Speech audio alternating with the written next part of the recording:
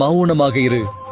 உனக்கு ஒன்று பிடிக்காத போது, உன்னோடு யாரும் பேசாத போது, உன்னை குறை கூறும்போது, உனக்கு கோபம் வரும்போது, உன்னை வெறுக்கும்போது, உனக்கு பிரச்சனை வரும்போது, மௌனம் ஒன்றே சிறந்தது.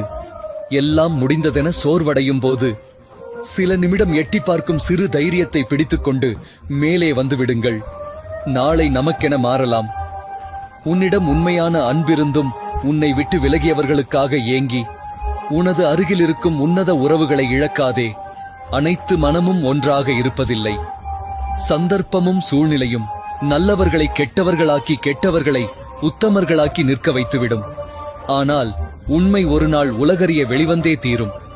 அப்போது யார் யார் எப்படி என்ற மாயையும் விலகும்.